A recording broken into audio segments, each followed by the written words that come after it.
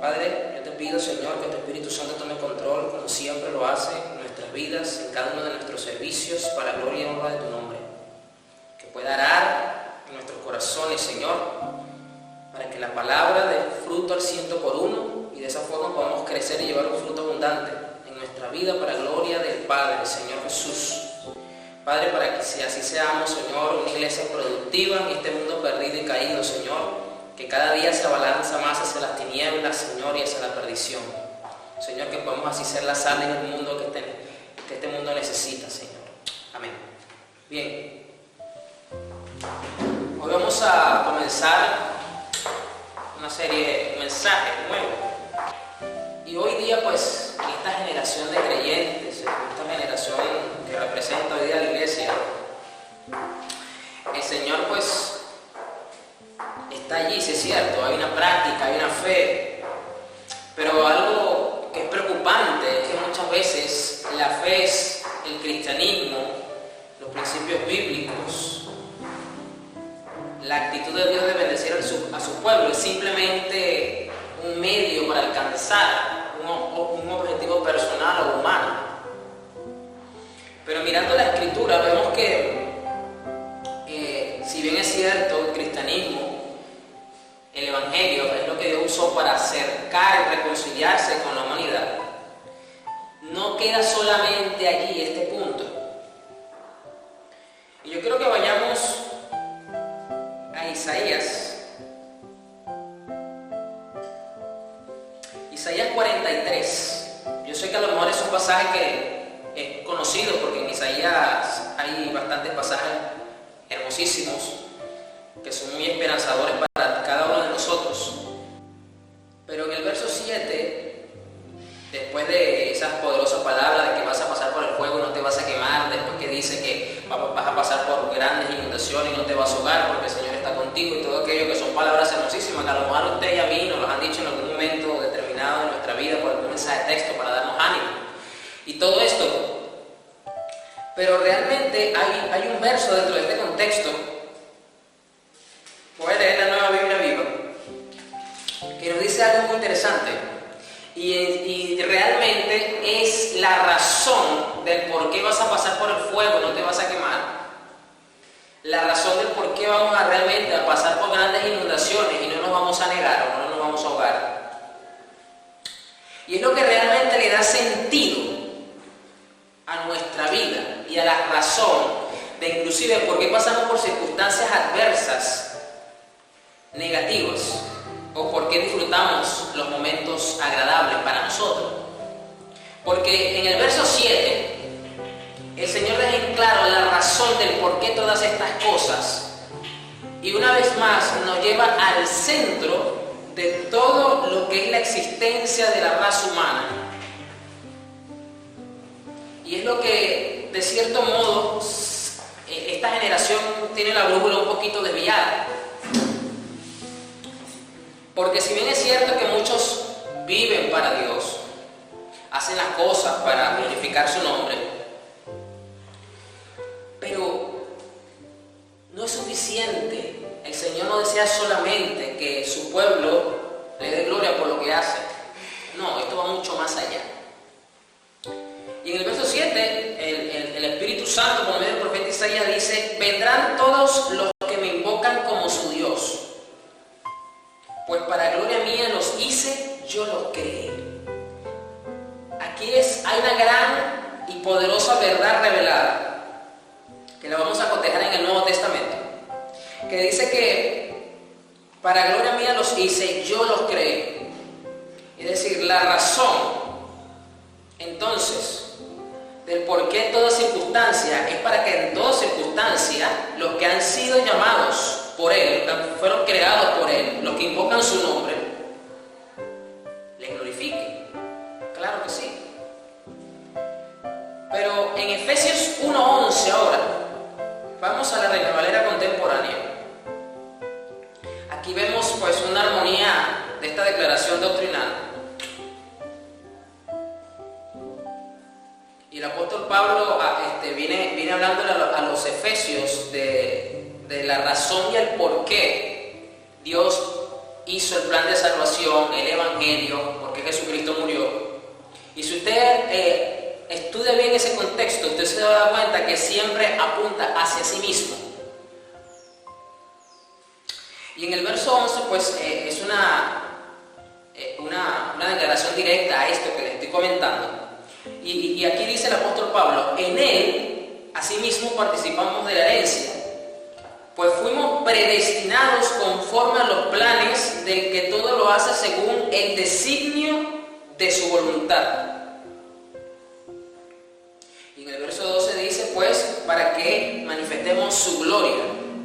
Es decir, el propósito de todo es la gloria misma del Señor, pero aquí hay mucho más allá. Porque el Señor lo que busca no es solamente que le glorifiquemos, no es solamente que le honremos y le adoremos, sino que encontremos deleite en Él mismo. Y este es el punto donde muchos no han visto y por lo tanto muchos no han transitado hasta este punto. Es decir, esta serie se llama El deleite de todo verdadero creyente. Esta es la parte 1. Que el Señor no solamente quiere que nosotros nos conformemos con darle gloria, no quiere que solamente vivamos para Él. Y usted dirá, wow, que es una exigencia bastante alta, pastor. Sí, yo estoy consciente de eso. Lo que el Señor quiere es que mientras vives para Él, mientras le glorificas, tú encuentres deleite en Él. Esto es otra cosa. O sea, debemos hallar deleite en Dios. Si el evangelio que estamos viviendo, si la fe que estamos practicando, si la gloria que le estamos dando a Él, que se la merece, eso es indiscutible, eso no se debate, no nos está llevando a que nuestra alma haya deleite, haya delicia, pues nosotros no estamos conociendo el evangelio de Cristo. No lo estamos conociendo. Vamos al Salmo 1 ahora. Voy a leer la Nueva Biblia Viva, la NBB. Acá dice el salmista, un salmo que, pues, cristiano que se respete, cristiano que se lo conoce.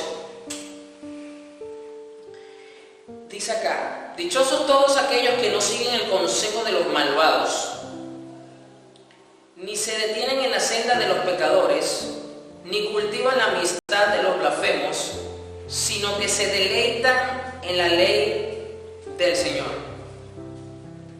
Aquí se usa la palabra hebrea, se la voy a deletrear porque no sé cómo se pronuncia, K-J-E-F-E-T-S, Kayefet o Kajefet, no sé cómo se pronuncia, perdónenme, no hablo hebreo. Y esta palabra tiene múltiples significados, pero todos están estrechamente relacionados uno de otro, que es lo más interesante. Esta palabra significa delicia, significa placer, significa deseo, significa valioso, significa voluntad, significa querer y significa contentamiento. Wow, pastor, pero que son muchas y múltiples definiciones. Sí, es cierto. Pero cuando yo leo aquí, ahora voy a volver a releer ese verso y le voy a colocar cada una de estas palabras. Dice: dichosos todos aquellos que no siguen el consejo de los malvados, ni se detienen en la senda de los pecadores, ni cultivan la amistad de los blasfemos, sino que se deleitan en la ley del Señor, sino que tienen placer en la ley del Señor, sino que la ley del Señor es valiosa, sino que su voluntad está en la ley del Señor, sino que tienen contentamiento con la voluntad del Señor, sino que quieren la voluntad del Señor, la meditan día y noche. ¡Wow! Nos amplía mucho más la intención de lo que significa estos primeros versos de un salmo muy conocido y muy apreciado por la cristiandad. Porque podemos ver entonces que cobra mucho más sentido que sea una persona dichosa, como lo dice el Reina Valera, bienaventurado, que no sigue el consejo de los malvados, no sigue el consejo de los malvados. O sea, no es su guía, no es su norte, no es su directriz, no es su mayor influencia. Ni se detiene en la senda de los pecadores, es decir, no se detiene a meditar, a observar, a contemplar. ¿Por qué? Porque no le es valioso, porque no le es placentero, porque no le es delicioso, porque no le genera contentamiento. Ni cultivan la amistad de los blasfemos. Cultivar, pues ya usted sabe que involucra todo un trabajo de campo para que se dé un fruto, es decir, no le genera ningún tipo de fruto tener amistad con alguien que es blasfemo. Blasfemia es un término hoy día poco conocido por la cristiandad moderna, pero la blasfemia significa hablar mal de Dios. Si este término se le aplicara a muchos líderes y a muchos predicadores que malponen la imagen de Cristo, wow, sería muy interesante ver la reacción que van a tener sus seguidores por blasfemos. Eso es lo que significa hablar mal de Dios o hablar de Dios de manera incorrecta. Por eso este término se le aplicaba a Jesús, no porque él estuviese hablando mal de Dios, sino que para los religiosos, para los fariseos, él estaba dando una imagen errada de Dios según su percepción. Por eso lo acusaban de blasfemia, de hablar mal de Dios. Algo que sabemos usted y yo que no es así. ¿Por qué? Porque entonces no cultivan la amistad con los blasfemos, porque no les interesa invertir en esa amistad, porque esa amistad no les genera delicia, no les genera placer, no les genera deseo, no lo ven como algo valioso, no produce en ellos contentamiento, sino que se deleitan en la ley del Señor, la meditan día y noche. Y entonces, a raíz de ese deleite, es que viene la otra parte del salmo que usted y yo conocemos, que a lo mejor usted ora a base de ese salmo, o en los típicos cumpleaños evangélicos, cuando usted lo invitan a alguien, se levanta a orar y cita este salmo, o lo pegan por WhatsApp, porque son palabras hermosas, pero es una consecuencia de algo, de una acción directa en el alma del que es dichoso. Y ahora usted lo está viendo con una óptica mayor. ¿Por qué? Porque este es el resultado del deleite de todo verdadero creyente, o en la diatriba de este salmo entre el que es justo y el que es malvado. Porque en el Antiguo Testamento tenemos esos dos némesis. Así se nos manifiesta. Entre los que son justos y los que son malvados o impíos. Entonces vemos acá que no es suficiente el no atender el consejo de los malvados, no es suficiente detenerse en la senda de los pecadores, no es suficiente con cultivar la mitad de los blasfemos. Pastor, pero como usted me dice que no, se dice ahí lo vemos, sí, pero esto es resultado. Es decir, lo que ocurre con estas acciones negativas o nocivas para el alma es consecuencia directa de el cómo se percibe y se toma la ley del Señor. Es decir, yo quiero que usted vea que en este salmo, lo que estamos mirando ahorita, determina la reacción y la relación con lo nocivo y con lo que es beneficioso para el alma. Solamente alguien que tiene deleite, que tiene su delicia, que tiene su placer, que tiene su deseo, que tiene su voluntad, que tiene contentamiento, va a tener esta reacción hacia lo nocivo, pero va a empezar a producir también lo fructífero en su alma. Es decir, sino que se deleitan en la ley del Señor.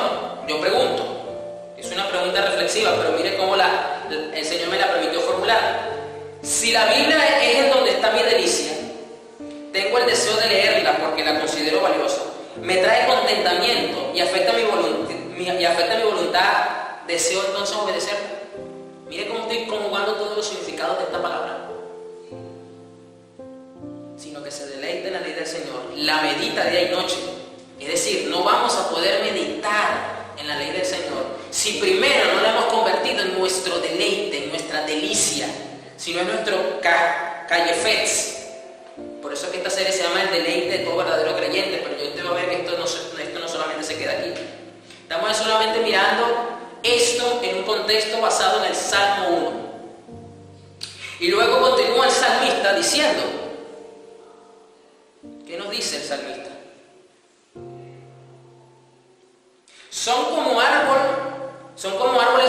junto a las riberas de un río. ¿Quiénes son como árboles junto a las riberas de un río? Los que tienen deleite.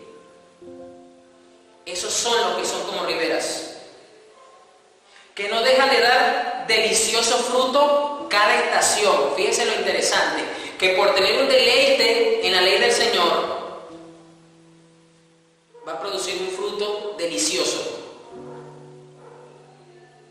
Dime entonces qué va a ser tu deleite y te diré qué sabor eso va a tener. Si tu deleite está en las cosas del mundo, si tu deleite está en los placeres del mundo, que, ojo, no necesariamente tiene que ser algo pecaminoso. Por ejemplo, si tu deleite es comer, es un fruto terrenal igualmente. Y comer no es malo, obviamente tenemos que comer. Sino que no deja de dar delicioso fruto cada estación. En cada tiempo que el Señor determina para tu vida, tú tienes que dar un fruto al Señor. Ahora yo pregunto, ¿estás dando ese fruto? Ahora hago yo otra pregunta, ¿ese fruto es delicioso para el Señor? Porque si tomamos en cuenta las palabras del Maestro, que dice que los seres humanos, específicamente su pueblo, son como árboles y que Él lo trabaja, y luego el viñador, que es el Padre, viene y a tomar el fruto y a probarlo, y al que no le gusta lo corta. Recuerda esas palabras de Jesús y dice: Señor, dame un chance, dame un tiempo más para trabajar en ese árbol, no lo cortes todavía. ¿Por qué en esa parábola de Jesús el viñador no quiso cortar? Por esas dos razones. Porque no le gustaba el fruto en cuanto a la cantidad, ni mucho menos no le había gustado el sabor del fruto, no le agradaba el fruto. Y aquí dice que el fruto debe de ser delicioso en cada estación de tu vida. Tú tienes que dar un fruto, amada iglesia. No es suficiente con que te conformes con dar el fruto. Yo te pregunto, ¿ese fruto es agradable para tu Señor y Maestro? ¿Tú te has preguntado eso alguna vez, Señor? ¿Tú estás agradado con el fruto que yo estoy dando? ¿Te agrada al paladar de tu alma, de tu corazón? ¿Usted se ha preguntado eso alguna vez? ¿Usted le ha preguntado eso al Señor alguna vez, iglesia? Oh, Jesús. Y esto es tan solo la introducción del mensaje, si se quiere, si usted lo quiere ver así. Sus hojas nunca se marchitan y todo lo que hace prospera. Es decir, nos muestra, así como un árbol que es saludable, tiene fuerza, tiene vigor, está lleno de vitalidad constantemente. Así es la vida de aquel que tiene un deleite verdadero. Por eso que es el deleite de todo verdadero creyente, porque todo el mundo tiene deleite, pero solo los verdaderos creyentes tienen este tipo de deleite, amada iglesia. Sus hojas, nunca se marchitan y todo lo que hacen prospera. Qué distinto el caso de los malvados. Fíjense, ahora nos vuelve a hacer otra vez el contraste. Comienza hablándonos un poco de la senda de los malvados, de los perversos y todo aquello. Nos hace entonces el paralelo, nos pone en el medio la razón del por qué se nota esta diferencia entre unos y otros. Y luego nos vuelve a retomar ahora la vida de los malvados. Entiéndase algo entonces, amada iglesia, que según este salmo, malvado es aquel que no se deleita en el Señor. No es solamente malvado el que no está en Cristo, el impío, el pecador, el brujo, el ladrón, el asesino. Porque hay que ser bien malvado para estar en Cristo y no deleitarse en Cristo, para no tener la ley del Señor como su delicia, como su placer, como su deseo, como lo más valioso, como lo que le genera contentamiento. Si la circunstancia afuera determina nuestro estado de ánimo y nuestro nivel de contentamiento o de delicia o de amargura, pues déjame decirte que tu deleite no es Cristo, tu deleite no es la palabra. Porque lo está determinando entonces la circunstancia afuera. Si cuando estás en abundancia estás feliz o estás en gozo, pero cuando estás en estrechez y no tienes nada, estás en amargura o indiferencia o en falta de ánimo, pues déjame decirte que tu deleite no está en la palabra del Señor. Qué distinto es el caso de los malvados. Son como la paja que el viento arrastra, fíjense, Al justo, al que tiene este deleite, lo compara con un árbol que está a las orillas de un río, y a los malvados lo compara con la paja. Miren la enorme diferencia que hay entre un gran bulto de paja, si usted quiere, pero no deja de ser paja. ¿Podrá pesar ese bulto? Sí, está bien, tiene peso, pero ese peso es muerto. No hay nada fructífero, no hay nada útil esa paja. Mire el contraste ahora. Por eso los malvados no se sostendrán en el juicio, ni serán contados entre los buenos. Porque el Señor protege los pasos de los justos, pero los pasos de los impíos conducen a la perdición. Entonces, ¿qué es lo que para el Señor determina quién es aquel que es justo y merecedor? Obviamente, la justicia viene por la fe en Cristo.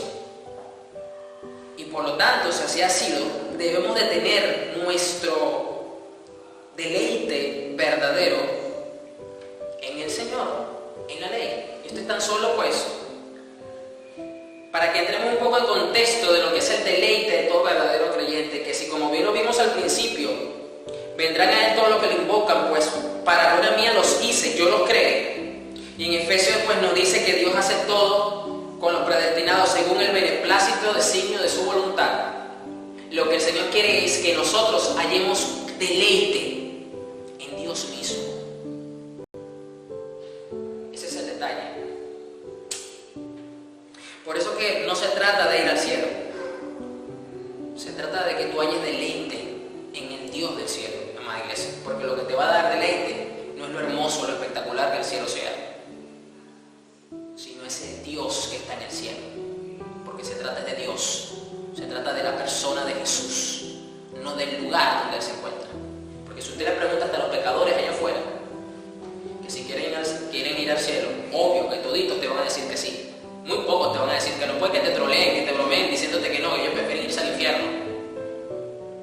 Pero todos quieren estar en ese lugar. ¿Por qué? Porque creen que lo de afuera les va a dar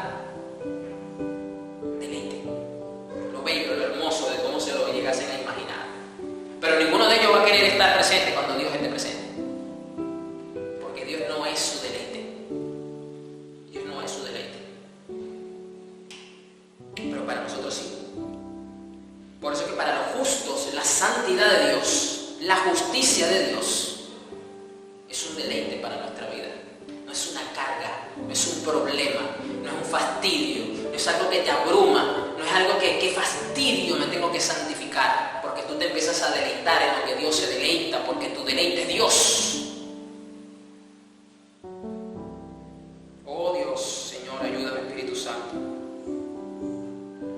Esto te tiene que cambiar la cosmovisión y te tiene que cambiar el rumbo de tu percepción de tu misma fe cristiana, amada iglesia. Porque cuando esto sea así, cuando tú halles ese deleite genuino en Dios, no va a haber circunstancia afuera que vivas, que te saque o que te mueva de ese deleite. No lo va a lograr. No lo va a lograr.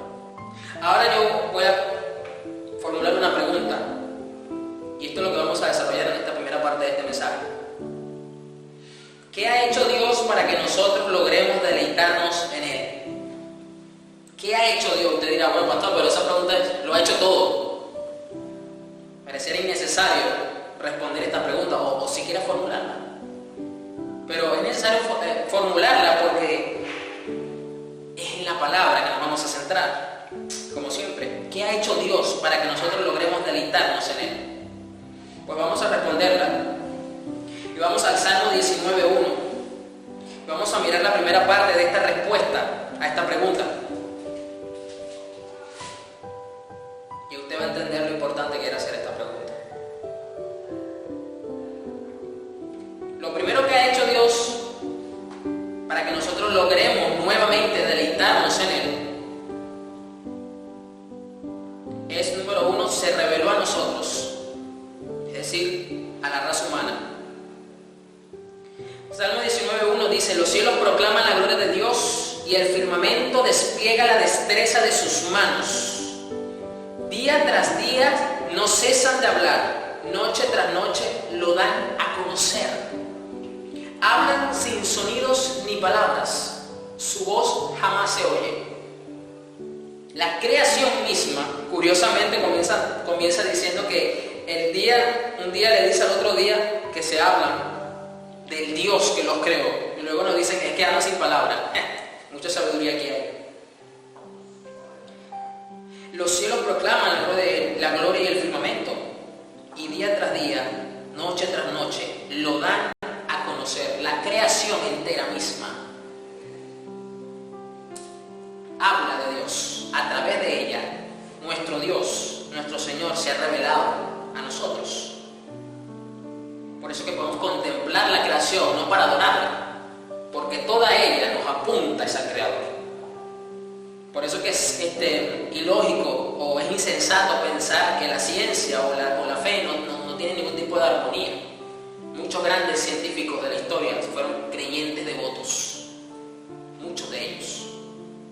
Aunque comenzaron inclusive siendo algunos escépticos, en la profundidad encontraron que es imposible crear todo lo que existe sin que no haya habido una mente maestra detrás de todo esto.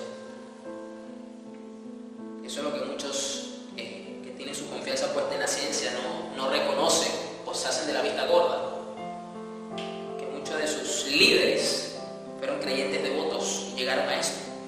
De que la misma creación nos señala y nos apunta a algo más grande y superior que toda la creación junta. Esto también lo vemos en Romanos 1, vemos una armonía sobre este punto. Romanos 1:18 es un salmo hermoso, si usted lo lee completo pues es espectacular el salmo. Bueno, toda la palabra de Dios es espectacular, en realidad. Romanos 1:18, leo la NTV. Dice: pero Dios muestra su ira desde el cielo contra todos los que son pecadores y perversos. Escucho bien, muestra su ira. Que detienen la verdad con su perversión. Ellos conocen la verdad acerca de Dios. Pero pastor, ¿cómo los pecadores que son perversos y que se le resisten a Dios y que Dios muestra su ira, dice que lo conocen? Aquí la palabra dice, ellos conocen la verdad acerca de Dios. ¿Cómo la conocen, pastor, si se le resisten? Porque Él se la ha hecho evidente. ¿Y cómo se la ha hecho evidente, pastor? Pues desde la creación del mundo, todos han visto los cielos y la tierra. La creación misma testifica en contra de los incrédulos, de los perversos, de los malvados, de los impíos que dicen, no hay Dios. Eso es el Big Bang, eso es que venimos de los monos, etcétera, etcétera, etcétera. Que se resisten a una ley moral puesta por un Dios. Su conciencia adentro, en el fondo, los acusa y saben que existe un Dios. Pues desde la creación del mundo todos han visto los cielos y la tierra. Por medio de todo lo que Dios hizo, ellos pueden ver a simple vista las cualidades invisibles de Dios. Su omnipotencia, su omnipresencia, su omnisciencia, su autoridad. Usted lo puede contemplar en toda la creación misma. Al Dios creador de todas las cosas. Toda la creación testifica y habla de Él. No habla de Darwin, no habla del Big Bang, no habla del otro, de Sutanejo, no, hablan de Dios. Y su conciencia lo sabe, porque todo apunta hacia allá. Por eso que usted puede mirar estos canales de cable, de animales, de naturaleza, y usted queda asombrado, usted queda impactado, y usted queda al mismo tiempo inspirado a adorar a ese Dios que usted y yo tenemos. Porque si bien es cierto que toda la naturaleza es perfecta dentro de su diseño y tiene una sabiduría puesta, todo eso apunta al Creador. Por medio de todo lo que Dios hizo, ellos pueden ver a simple vista, ojo, no hay que ser muy erudito, no hay que ser muy estudiado para darse cuenta de esto, las cualidades invisibles de Dios, su poder eterno y su naturaleza divina. Y mire cómo termina esta pequeña idea de Pablo. Así que no tienen ninguna excusa para no conocer a Dios. ¡Wow! La creación misma testifica en contra de la insensatez de estas personas que piensan así, que creen que no hay un Dios. La misma creación testifica en su contra, porque cada vez que se exponen a ella les habla de alguien superior que les muestra la grandeza de su poder. Sus cualidades divinas son eternas y se las muestran. Qué hermoso esto. Entonces Dios se ha revelado a nosotros. Se ha revelado a nosotros. Otro medio por donde se reveló a nosotros de manera más directa, más clara. Vamos a Hebreos 1, verso 3. Continúo con la NTV.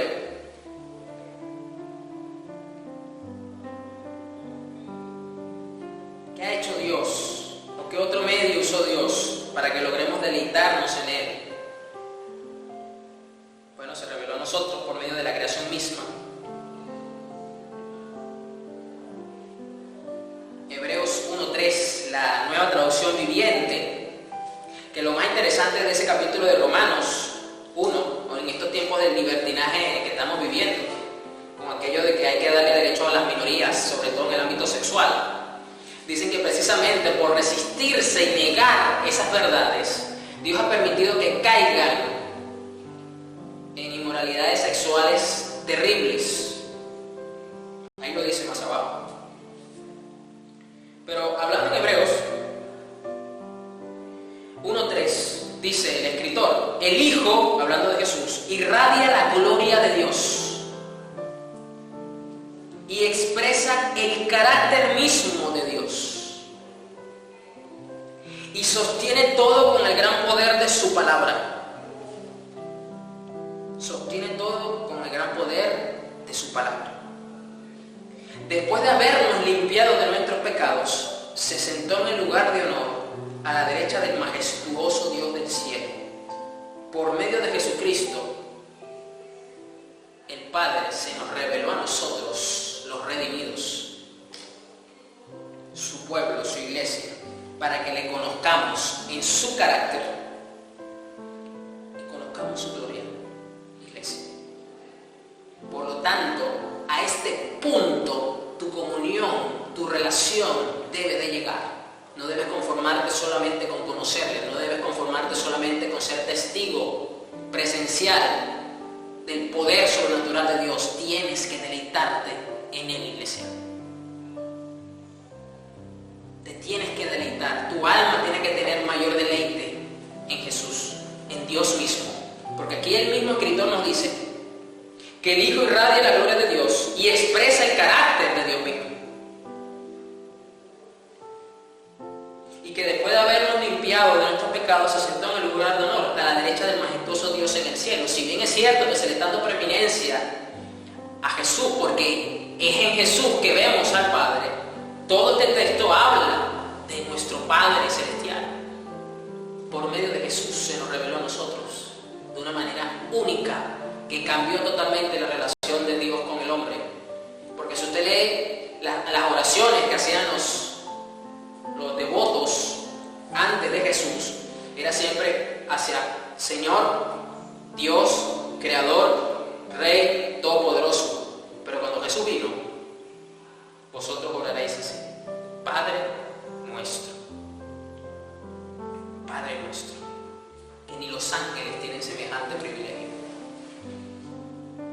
Los ángeles quisiesen, a lo mejor, poder tener ese tipo de relación con su Creador, pero no pueden. Entonces debemos de hallar deleite, porque estamos conociendo el carácter mismo de Dios y la gloria misma del Padre por medio de nuestro Señor Jesús. Vamos ahora a 2 Corintios 4, verso 5. Sigo con la NTV.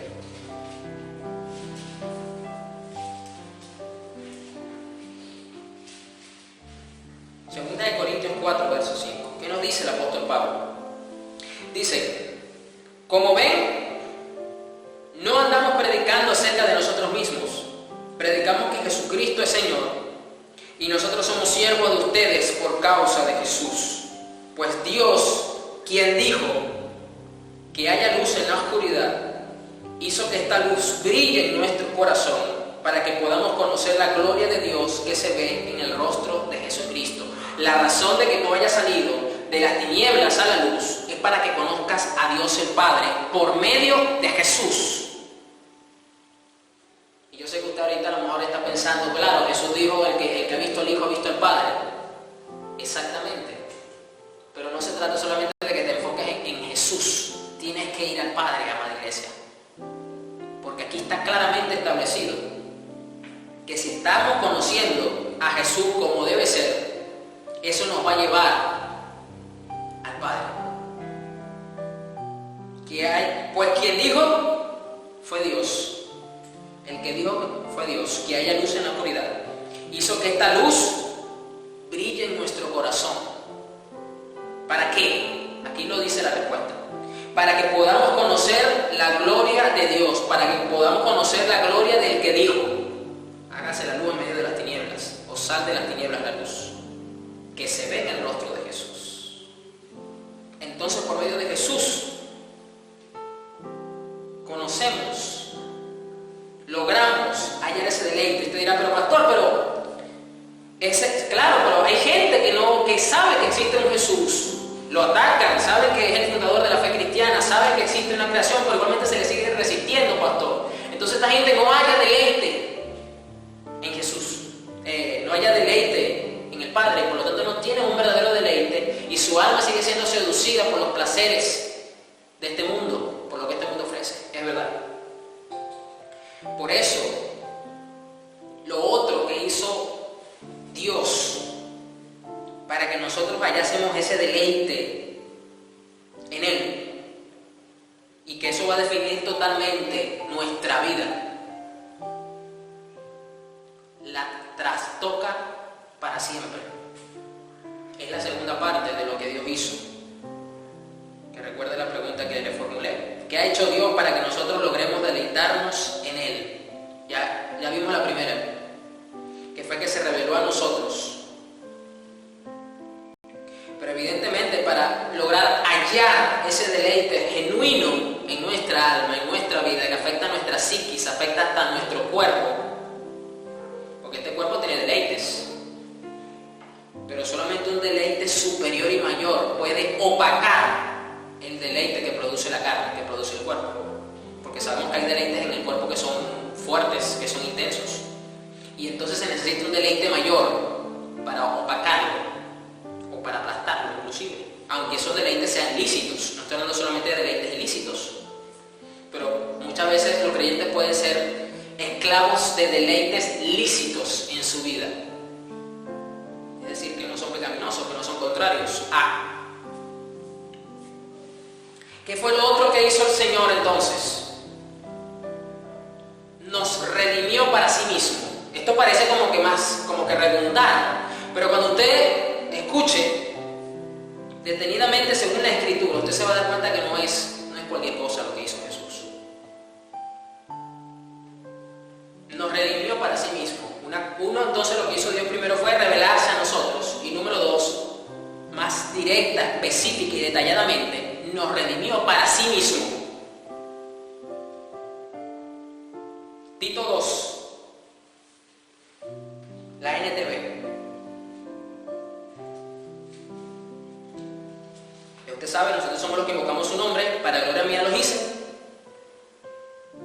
Tenemos que hallar este deleite, esa debe ser nuestra mayor meta. Nuestra mayor meta debe ser deleitarnos. Esa es nuestra delicia.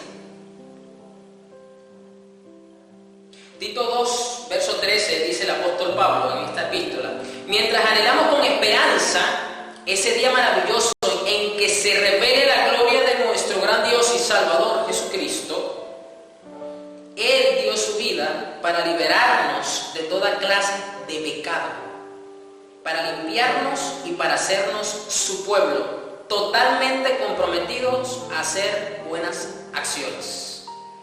Redimir significa liberar, también significa comprar para sí mismo. Por eso se dice, y por eso lo hemos escuchado, es que Jesús pagó un alto precio. Sí, es una frase correcta, bíblicamente hablando. Porque Él nos liberó ¿de qué?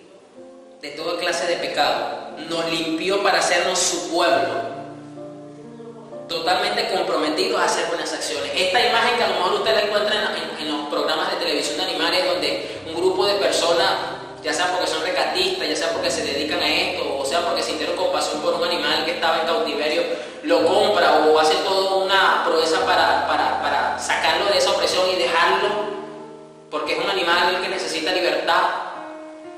Eso no fue lo que hizo Jesús con nosotros. Jesús nos sacó de las tinieblas, nos compró, nos libró del pecado, pero para sí mismo. Eres mío. Así de sencillo. La verdadera libertad se halla siendo esclavo de Jesús. Yo sé que suena como una paradoja, pero esa es una paradoja cristiana que usted y yo tenemos. Hemos libertado del yugo del pecado, pero para ser esclavos de la justicia y de la gracia, para limpiarnos y para hacernos su pueblo.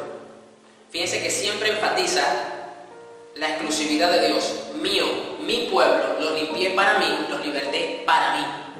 Entonces nuestro deleite, amada iglesia, les recuerdo lo que significa la palabra. Nuestra delicia, nuestro placer, nuestro deseo, nuestro contentamiento debe estar entonces en el que nos compró. Ese es el mayor tesoro que tenemos que encontrar. Gálatas 5.1, leo la traducción lenguaje actual. Gálatas 5.1. ¿Qué fue lo que hizo Dios para que nosotros logremos deleitarnos en Él? Jesucristo nos ha hecho libres. Él nos ha hecho libres de verdad. Fíjese cómo hace un énfasis añadido el apóstol Pablo aquí. Así que no abandonen esa libertad, ni vuelvan nunca a ser esclavos de la ley. Nos hizo libres de la condenación y de la exigencia de la ley, que recaía sobre todos los hombres. Nos hizo libres, libres de verdad, por eso dice el apóstol Pablo. Nos ha hecho libres de verdad, así que no abandonen esa libertad. No podemos abandonar esa libertad, es un compromiso adquirido que tenemos ahora. Ni vuelvan nunca a ser esclavos de la ley. Porque la iglesia de Gálatas estaba teniendo este problema, porque estaba otra vez retomando el judaísmo y volviendo a los rudimientos de la ley. Por eso Pablo les hace este llamado de atención fuerte y les habla de esta forma. Pero esto es aplicable para todos nosotros. No podemos ser nuevamente esclavos de rudimientos que no conducen a la verdadera libertad que solamente tenemos en Cristo. ¿Qué más hizo Dios para que logremos deleitarnos pues dentro de esta redención? ¿Qué más hizo el Señor? ¿Qué más hizo el Padre para con nosotros? Colosenses 1, verso 13. Leo la PDT para los que me vienen siguiendo con las versiones.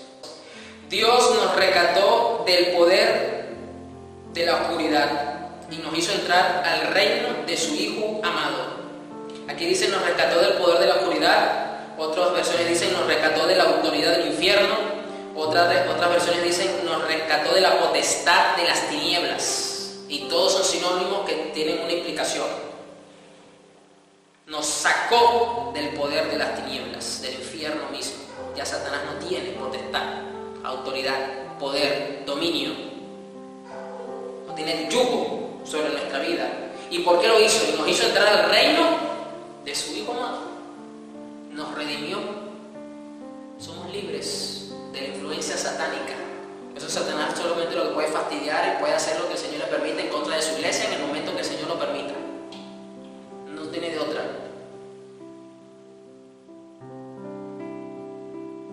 Eso es así. Eso lo hizo Dios también. Entonces nos rescató de la ley, nos hizo libres del poder del infierno, nos libró de toda clase de pecado.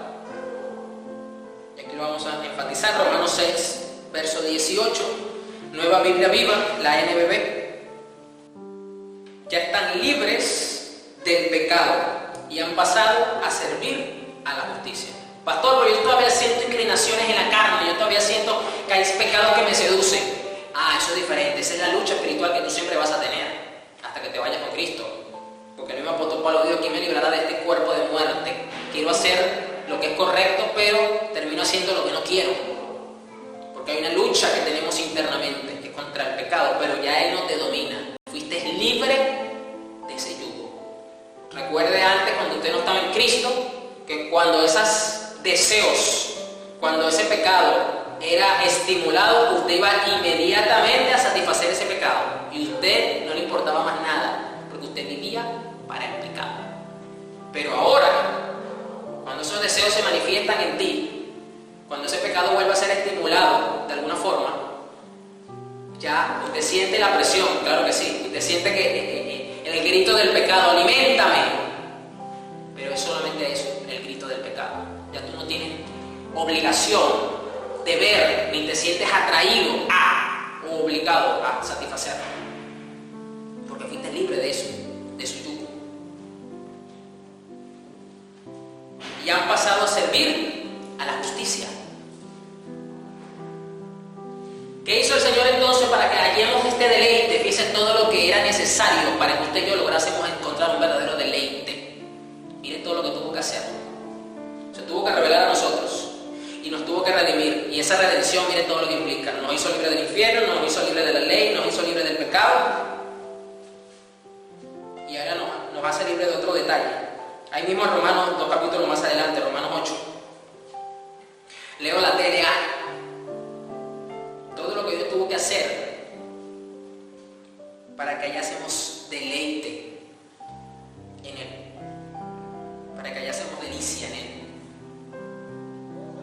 Romanos 8, verso 1. Por lo tanto, los que vivimos unidos a Jesucristo no seremos castigados. Ahora, por estar unidos a Él, el Espíritu Santo nos controla y nos da vida. Y nos ha librado del pecado y de la muerte. Otra cosa que implica la redención en el creyente y que hizo Dios para poder darle deleite eterno, sostenido a tu alma, es que te libró del poder de la muerte. Ya la muerte no tiene potestad sobre el creyente. Lo único que la muerte puede hacer con el creyente es llevarlo a los brazos de Jesús. Lo único que la muerte puede hacer es abrirle el camino y permitirle que nuestra alma corra a los brazos de nuestro Maestro cuando nos toque reunirnos con Él. Porque la muerte ya no se enseñorea sobre nosotros.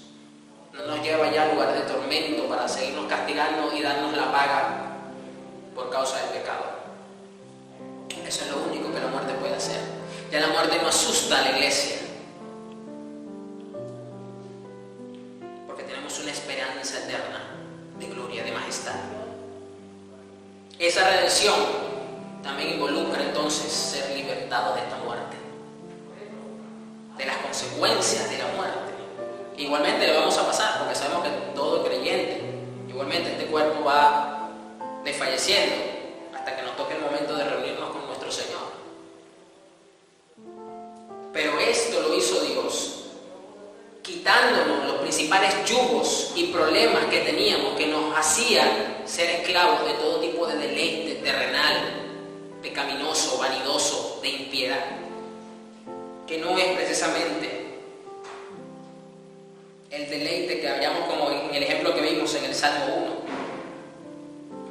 sino que muchos se hubiesen sentado con pecadores, y cuando la palabra ahí en la Reina Valera dice que no se sienta en silla de escarnecedores, lo que quiere decir es que no comparte koinonía, comunión, porque en esa cultura, en ese entonces, el sentarse con alguien a las puertas de la ciudad o en su casa, por ejemplo, involucraba comunión y relación, acuerdo, para que usted sepa. Entonces, cuando la novela entonces me dice no se sienta con escarnecedores, es porque no tiene acuerdo, no tiene comunión, no le interesa, porque no tiene deleite en eso. O sea, para esa persona el sentarse no representa deleite, no representa un contentamiento, porque su alma no se satisface en ese tipo de relaciones. ¿Qué más hizo Dios para sellar todo esto y dar un claro testimonio a nuestra vida primeramente, de que hemos sido redimidos, de que todo esto que evidentemente es espiritual, es una realidad visible en nosotros. Deuteronomio 30, verso 6, leo la PDT. El Señor tu Dios te hará la circuncisión a ti y a tu descendencia, pero en esa ocasión será en el corazón, para que ames al Señor tu Dios con todo tu corazón y con toda tu alma, y así tengas vida. Esto es un wow. Esto se cumplió perfectamente en este tiempo de gracia que estamos viviendo, porque usted sabe que la circuncisión en esa época no era de corazón, era según la carne. Y aquí entonces el Señor nos deja ver claramente que este era el propósito original, y que la circuncisión de la carne entonces no era más que algo simbólico para la iglesia del Señor Jesús. Por eso que ya la circuncisión para la iglesia según la carne no existe, no es práctica, no es una práctica doctrinal avalable, porque el propósito de ella era mostrar que el Señor iba a hacer una circuncisión en nuestro corazón, con el único fin de amar al Señor tu Dios con todo tu corazón y con toda tu alma, y que así tengas vida. Pero usted no iba a poder amar entonces al Señor si usted no era libertado de las garras del infierno, de las garras del pecado, de las garras de la muerte y de las garras de Satanás. ¿Por qué? Porque alguien que no tiene un cambio de corazón, no tiene un cambio de naturaleza, y tú no te puedes deleitar en algo que es contrario a tu propia naturaleza. Alguien que me dice a mí, es que yo soy cristiano y tengo 20 años de cristiano. Ajá, tienes 20 años de cristiano. Pero tienes 20 años de fornicario también, porque te encanta la fornicación, y todo el mundo en la iglesia sabe que esa persona ha tenido más de 5 parejas todos los años, y con ninguna se casa, y con todas conviven. 20 años en esa situación.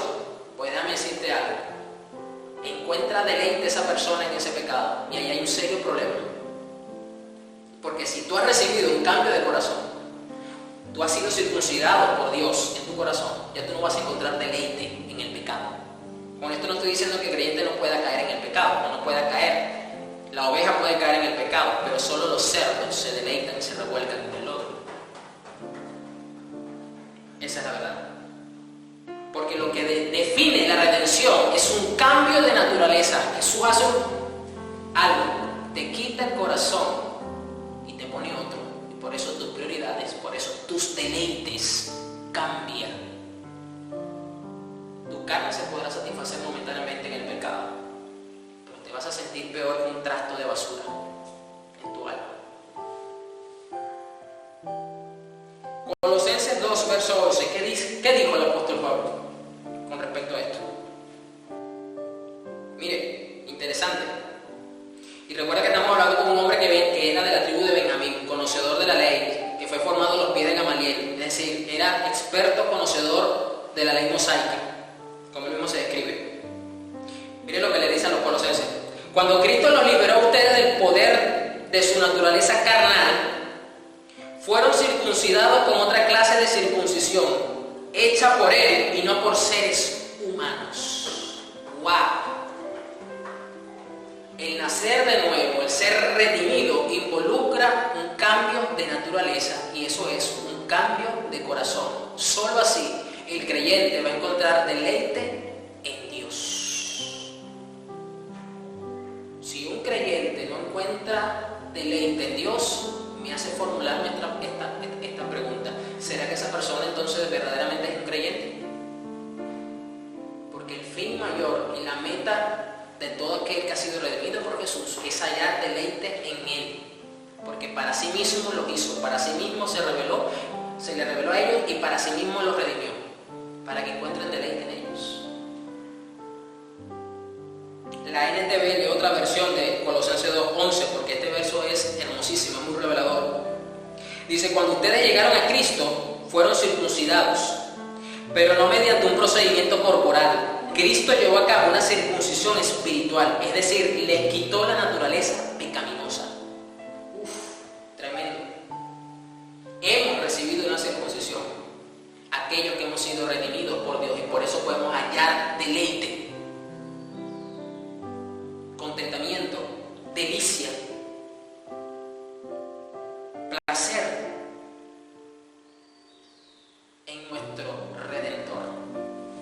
Dios mismo.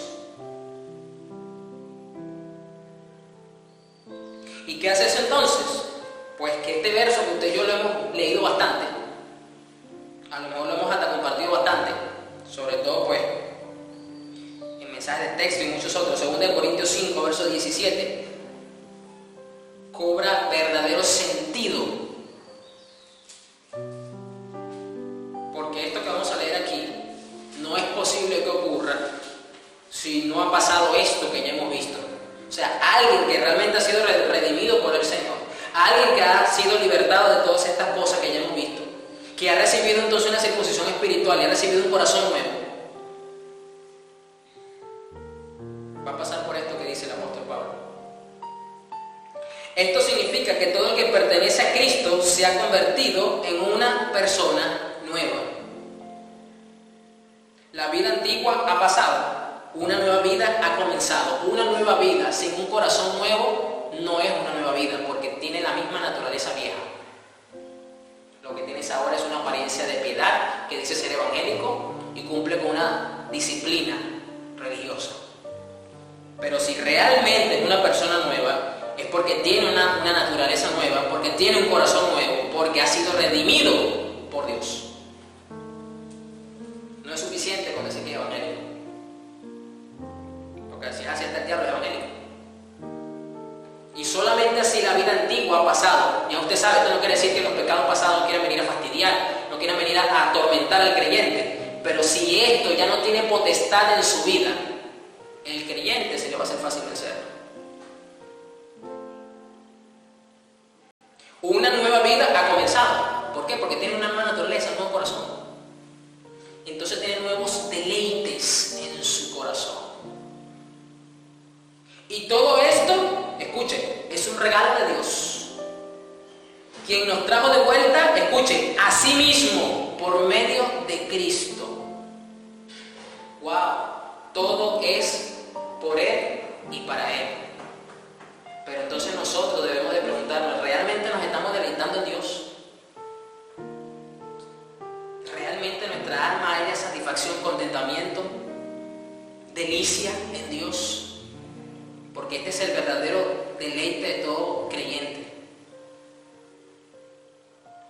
Y Dios nos ha dado la tarea de reconciliar a la gente con Él. Fíjense, todo apunta y señala siempre es hacia sí mismo, hacia Dios mismo. Nos deleitamos en Dios, tenemos una nueva naturaleza en Dios, tenemos una nueva vida por Dios para reconciliar a la gente con Dios. El problema es que hoy vemos una cristiandad que está siempre acostumbrada y la están enseñando a vivir estos 70, 80 años. Y por eso tenemos mensajes tan motivadores, por eso tenemos mensajes tan bonitos, que tú tienes que alcanzar esto, que tú lo otro, que tú para allá, que tú para acá. ¿Y en qué momento realmente el deleite de la iglesia, del creyente, se hace presente en la vida? Si vive su carrera cristiana, su vida cristiana como el resto del mundo, solo que aquí ahora de manera celestial, de manera espiritual.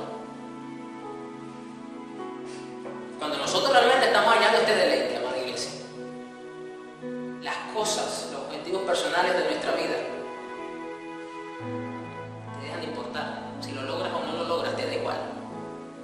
Porque tu deleite está en Dios. Porque tu deleite está en Dios. Y ahora vamos a un salmo que es muy típico en los cumpleaños evangélicos, o por el mensajito de WhatsApp, Salmo 37, verso 4. Nueva Biblia Viva. Con esto vamos a terminar. Que cobra mucho más contexto, cobra mucho más sentido. Porque nos saca entonces desde la posición de que es que Dios quiere satisfacernos a nosotros. Y resulta que la cosa es al revés. Nosotros tenemos que satisfacer a Dios. Y eso comienza por deleitarnos en Él. Y usted va a entender. Es un salmo que a lo mejor usted se sabe de memoria. Salmo 27:4 dice: deleítate en el Señor. ¡Wow! Deleítate. Que el Señor sea tu delicia, que el Señor sea tu deseo, que el Señor sea tu voluntad, que el Señor sea tu contentamiento. Eso es lo que nos está diciendo esas primeras palabras, que son dos corticas, y después viene punto y seguido. Así Él te dará lo que tu corazón anhela. Pero ahora yo te pregunto, ¿tú crees que si tú has pasado por todo lo que ya hemos visto, tú vas a anhelarlas, vas a seguir anhelando, deseando y deleitándote en las vanidades de este mundo? Pregunto yo. Y ya usted sabe que yo no tengo nada en contra de que usted le ore a Dios por lo que usted necesita. Usted órele todo lo que usted quiera. Pero el Señor siempre va a hacer conforme a su designio y su voluntad para ti. Pero cuando tú realmente te estás deleitando en Dios, tu corazón va a anhelar al Dios en el cual te estás deleitando, porque tu corazón está en su voluntad, porque eso es lo que tu corazón anhela. Y entonces cuando continúa diciendo, encomienda al Señor todo cuanto haces, confía en que Él te ayudará a realizarlo y Él lo hará. Tú te das cuenta que estos no son versos en el que Dios, el Dios de la lámpara mágica de los evangélicos, va a satisfacer los deseos del corazón porque Él vive para ellos. No, nosotros vivimos para Él, nos deleitamos en Él y entonces nuestro corazón empieza a anhelar cosas más superiores y celestiales. Nos damos cuenta entonces que las cosas se invierten. Y eso es lo que Dios desea para nuestra vida, amada iglesia. Vamos a orar. Porque realmente tenemos esta carga, este compromiso, este objetivo de vida, de realmente, iglesia, nos estamos deleitando en Dios, porque este es el deleite de todo verdadero creyente. ¡Wow! Esto es una perla, si usted lo quiere ver así. Esto es algo que sí nos debe de quitar el sueño. Esto es algo que nos debe de preocupar, en el buen sentido de la palabra. Esto sí es algo que nos debe hacer entrar en ansiedad. Esto sí debe ser algo que nos debe hacer llorar todos los días, si usted quiere. Señor, que tú seas de verdad mi deleite, que tú seas mi placer, mi deseo más alto, mi querer, mi contentamiento. Wow, esto sí es tener un estilo de vida alto. Señor, en el nombre de Jesús, yo te pido que nos perdones si de verdad no hemos hallado este deleite en ti de esta forma. Señor, ayúdanos, Espíritu Santo, que aunque estamos viviendo para ti y buscamos siempre glorificar tu nombre, pues necesitamos ahora que nuestra alma de verdad hay un genuino deleite en ti, Señor, porque estamos viviendo para ti, porque te revelaste a nosotros, Señor, y nos redimiste para ti. Entonces, Jesús, ayúdanos a traer esa satisfacción al alma de nuestro Padre Celestial. Señor, ayuda a tu iglesia para que así sea dichosa, y más en estos tiempos atribulados, en estos tiempos finales que nos ha tocado atravesar a todos, Señor. Cuánto más, Señor, debemos entonces deleitarnos en ti, para que así seamos la sal más pura y la luz más brillante, Señor, a este mundo. Para que así, Señor, la imagen de Jesús sea tallada más visiblemente en nosotros, y que por medio de nosotros, Señor, muchos te puedan ver y conocer. Señor, bendice así a tu iglesia, Padre, y ayúdanos, Señor, en esta semana que comienza. Amén.